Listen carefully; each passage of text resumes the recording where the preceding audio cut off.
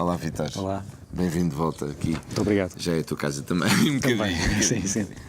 Ora, muito bem. Então, hoje, como anunciei inicialmente, nós temos aqui um tema principal, que é o programa da Ecoescolas. Sim, exato. E eu queria perguntar, em primeiro lugar, há quanto tempo é que este programa existe e está a ser implantado aqui em Portugal? O programa Ecoescolas teve a sua gênese na Eco 92, no Brasil. Foi a primeira vez que estas questões foram abordadas e o conceito foi apresentado.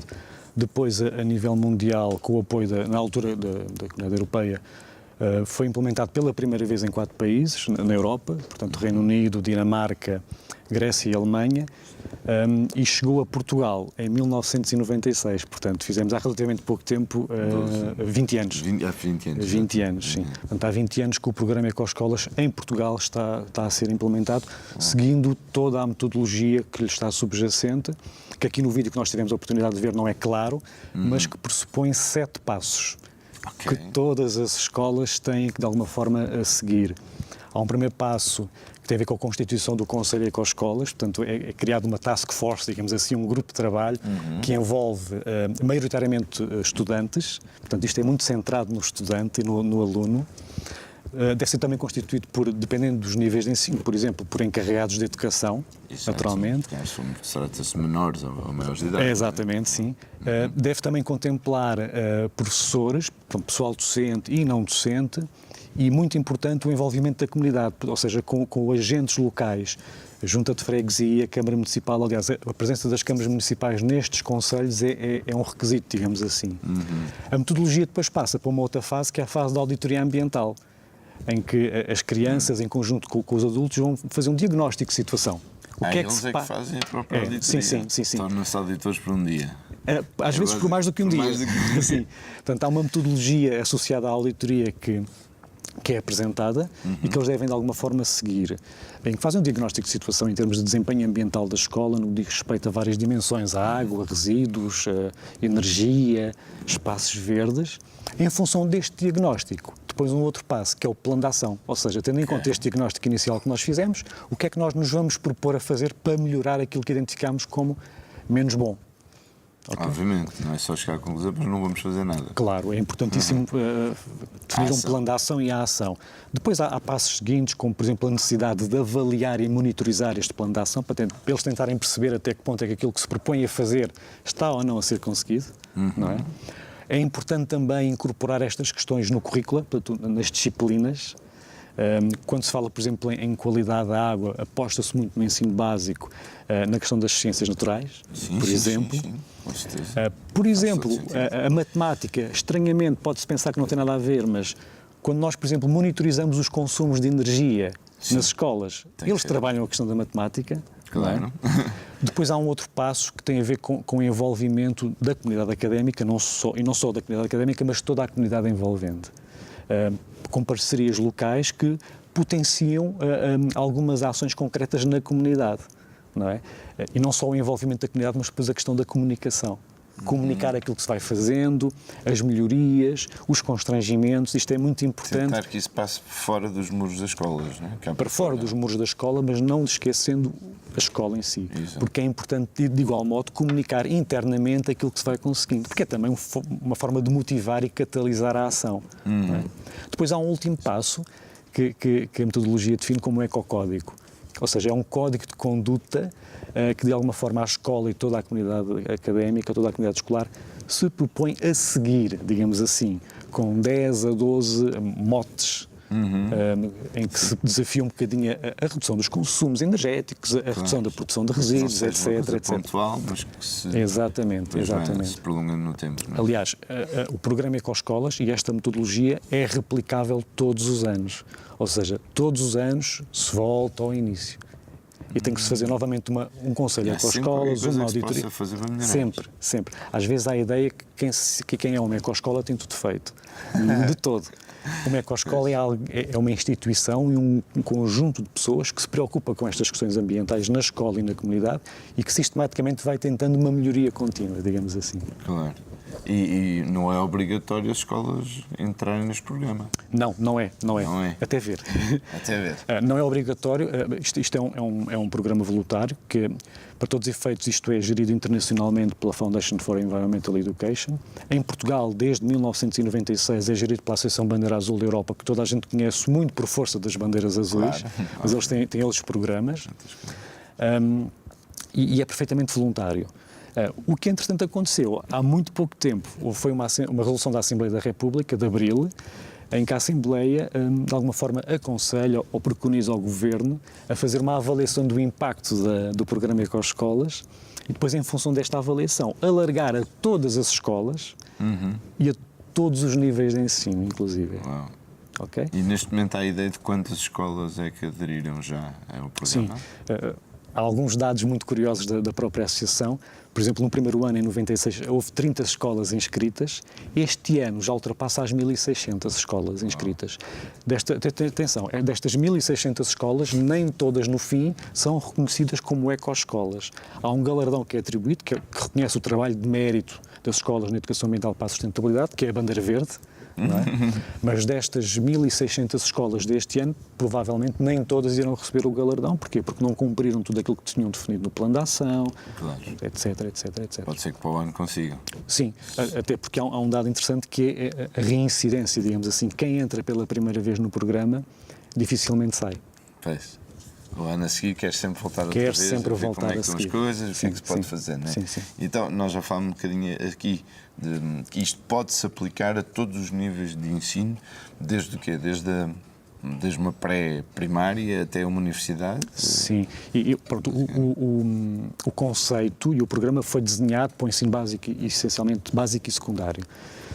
Naturalmente aplica-se também ao pré-escolar e desde há relativamente pouco tempo, relativamente muito entre aspas, desde 2003, houve uma primeira candidatura, digamos assim, uma primeira inscrição de uma instituição de ensino superior no programa. Foi uma universidade russa, em 2003. Em 2004, a Islândia também entrou com a primeira instituição de ensino superior. E em 2004 foi atribuída a primeira bandeira verde a uma faculdade associada a uma universidade da Rússia. Em Portugal, a primeira instituição de ensino superior a entrar no programa foi em 2008, 2009, e a partir daí tem sido em crescendo. Necessariamente com algumas adaptações, não é? Claro. Mas sim, todos os níveis de ensino hoje em dia, até universidades séniores, fazem parte da rede Ecoescolas. Porque, no fundo, qualquer uma delas tem interesse em participar nisto. Isto traz vantagens para a escola. Claramente. Estão identificadas algumas vantagens muito interessantes. Para já, e porque implica forçosamente o envolvimento dos estudantes, a capacitação dos estudantes, aquele chavão que toda a gente ultimamente usa, que é o empowerment, não é? Capacitar os estudantes até para a ação, não é? E este é um programa diferenciador até nessa perspectiva, porque a questão do conhecimento não se esgota nas ecoescolas, porque as questões ambientais hoje em dia são conhecidas de toda a gente. Na minha perspectiva, o potencial diferenciador do programa Ecoescolas é promover a ação. Ou seja, os estudantes são o centro do programa, são o núcleo duro do programa e são muitas das vezes chamados a decidir. Naturalmente, depois com a anuência das presidências e das direções das escolas. Esta questão da capacitação é extremamente importante. Depois, uma outra coisa que também é muito importante tem a ver com a melhoria natural do ambiente escolar e do ambiente da escola e da área envolvente. Porque eles vão trabalhar questões como os resíduos, como a água, como o ar, como a floresta. Para se ter uma ideia, há temas obrigatórios no âmbito do programa Ecoescolas que têm que ser trabalhados todos os anos, são eles a energia, a água e os resíduos. Depois há temas que são obrigatórios, mas que vão mudando todos os anos, não forçosamente todos os anos, porque desde há 2 anos esta parte, a floresta, tem sido um dos temas obrigatórios, anual, mas obrigatórios para ser trabalhado pelas escolas. E depois há N outros temas facultativos, desde a questão da mobilidade, desde a questão da alimentação saudável e sustentável, portanto, uma série de outros temas. E quando se trabalha isto, há forçosamente mais ou menos ganhos para a instituição, que muitas das vezes se refletem, esta é outra das mais-valias, em ganhos financeiros. Pois, que é o que no fundo toda a gente quer, não é? Sim, quase o número 1. Mas felizmente associado a esta... mais vantagens que essa. Há muito mais, mas associado a esta questão da redução da parte dos custos, há depois naturalmente uma redução também das emissões de carbono e prevenção de produção de resíduos. E depois há uma série de outras mais-valias, como, por exemplo, as relações que se estabelecem entre escolas. Ao nível do ensino superior, por exemplo, é muito importante e muito valorizado para nós, e até porque eu venho de uma instituição de ensino superior, que também é a ecoescola, a questão das relações internacionais. Tem a bandeira verde.